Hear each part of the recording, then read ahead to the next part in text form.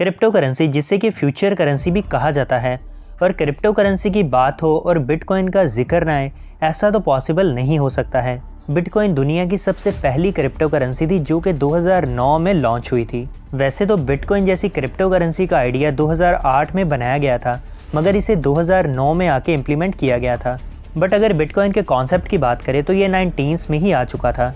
Basically bitcoin के concept को 19s के ही एक हैकिंग ग्रुप साइफरपंक ने पहली बार डिस्कस किया था, और जब 2009 में बिटकॉइन को इंट्रोड्यूस करवाया गया तो बहुत सारे लोगों ने इसे स्कैम और पॉन्जी स्कीम समझा, और जिन लोगों ने उस टाइम बिटकॉइन को बाय किया उन्होंने भी इसे इतना सीरियस नहीं लिया, और शायद यही उन लोगों की सबसे बड़ी मिस्टेक साबित होने वाली थी। इसी तरह से एक वाकया है कि 22 मई 2010 को लोजला हेंसेट नामी एक शख्स ने महज 10,000 बिटकॉइंस में 3 पिज़्ज़ा ऑर्डर किए, और आज उन्हीं 10,000 बिटकॉइंस की कीमत लाखों रुपए में है।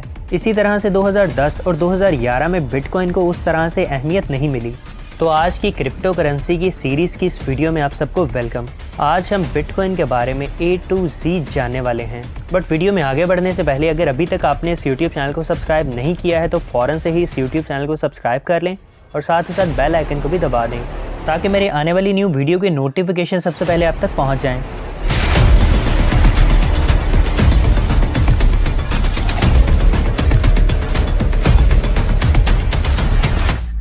चलिए तो guys let's get started. Guys bitcoin basically एक ऑनलाइन करेंसी है और कोई भी फिजिकल अपीयरेंस नहीं रखती। तो इसका मतलब कि हमारी बैंकिंग एप्लीकेशन में मौजूद करेंसी या हमारे इजी पैसा या जैज़ कैश या हमारे पेपैल अकाउंट में मौजूद करेंसी भी तो एक तरह से ऑनलाइन करेंसी ही है। तो क्या इस करेंसी को भी क्रिप्टो करेंसी नहीं कहा जा सकता है? तो गाइस क्रिप्टो करेंसी या बिटकॉइन एक ऐसी ऑनलाइन करेंसी है जिसे कि कोई भी सेंट्रलाइज इदारा कंट्रोल नहीं करता है। जबकि अगर आपकी बैंकिंग एप्लीकेशन में मौजूद पैसों की बात की जाए तो जब भी आप ट्रांजैक्शन करते हैं तो उस ट्रांजैक्शन को आपका बैंक यकीनी बनाता है, और इस ट्रांजैक्शन में हम बैंक को सेंट्रलाइज इदारा कह सकते हैं। जबकि बिटकॉइन में जब भी कोई ट्रांजैक्शन होती है उसमें कोई भी सेंट्रलाइज इदारा काम नहीं करता है। बिटकॉइन बेसिकली एक पेयर टू पेयर नेटवर्क है, यानी कि अगर कुछ बिटकॉइन सेंडर ने रिसीवर को भेजे हैं तो वो पैसे एग्जैक्टली सेंडर से रिसीवर तक जाएंगे।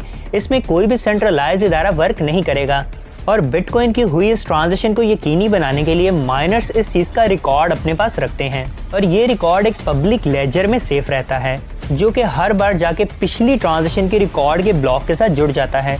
इसी तरह से ब्लॉकचेन का कॉन्सेप्ट भी वर्क करता है। अब इसी क्रिप्टोग्राफी की सीरीज में मैं ब्लॉकचेन के ऊपर एक डिटेल्ड वीडियो बना चुका हूँ, आई बटन के ऊपर आपको उसका लिंक मिल जाएगा।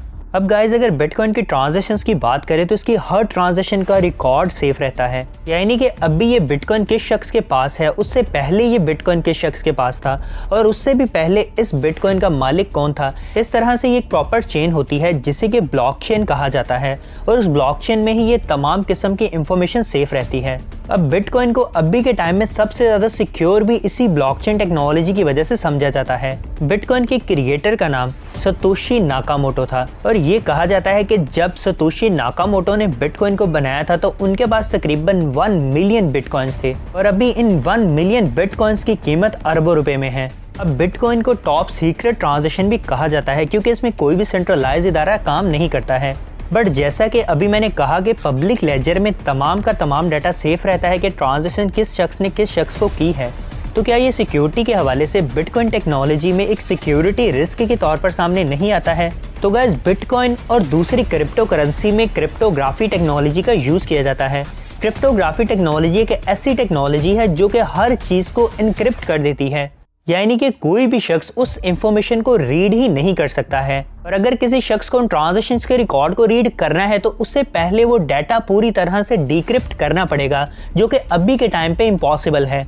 क्रिप्टोग्राफी के ऊपर मैं एक प्रॉपर कोर्स लॉन्च कर चुका हूँ, डिस्क्रिप्शन में आपको उस कोर्स का लिंक फ्री में मिल जाएगा। गाइस बिटकॉइन 2013 के बाद सुर्खियों में आना शुरू हुआ, और 2018 तक एक बिटकॉइन 5 लाख गुना बढ़ चुका था, और ये 2018 में fast and growing crypto currency के तौर पर सामने आया, और आज एक बिटकॉइन की कीमत 1 करोड़ से ज़्यादा है। अगर बिटकॉइन के यूजेस की बात की जाए तो 100 में से सिर्फ 25% बिटकॉइन ही लोग यूज़ करते हैं, और बाकी के 75% बिटकॉइन लोग लॉन्ग टर्म के लिए होल्ड करके बैठे हुए हैं। अब पाकिस्तान के हवाले से बात कर लेते हैं कि क्या पाकिस्तान में हम बिटकॉइन को बाय या सेल कर सकते हैं, या पाकिस्तान में बिटकॉइन में रहते हुए ट्रांजैक्शन करना इलीगल तो नहीं है।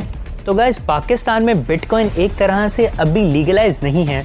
बिटकॉइन को पाकिस्तान में ग्रे लिस्ट के अंदर रखा गया है क्योंकि गाइस बिटकॉइन एक ऐसी क्रिप्टो करेंसी है जिसे कि इलीगल वे में मनी लॉन्ड्रिंग वगैरह के लिए यूज किया जा सकता है और गवर्नमेंट को इन लाखों रुपए की ट्रांजैक्शन की जरा भी खबर नहीं होगी। बट अब ऐसा भी नहीं है कि आप पाकिस्तान में रहते हुए बिटकॉइन को बाय या सेल नहीं कर सकते हैं। अगर आपने पाकिस्तान में बिटकॉइन को बाय या सेल करना है तो आपको बहुत सारे प्लेटफॉर्म मिल जाएंगे। अब बहुत सारे लोग ये भी सोचते हैं कि अगर हमने बिटकॉइन बाय करना है तो हमें 1 करोड़ रुपए का ही बिटकॉइन मिलेगा। तो गाइस ऐसा बिल्कुल भी नहीं है। आप बिटकॉइन का एक छोटा सा पार्ट यानी कि 0.0001% बिटकॉइन भी बाय कर सकते हैं और बिटकॉइन के इस छोटे से पार्ट को सतोशी कहा जाता है। तो अब आप एक बिटकॉइन बाय करने की बजाय एक सतोशी भी बाय कर सकते हैं। तो आई होप गाइस आपको आज की ये वीडियो इंटरेस्टिंग लगी होगी। वीडियो को लाइक ज़रूर कीजिएगा। Take care and good bye.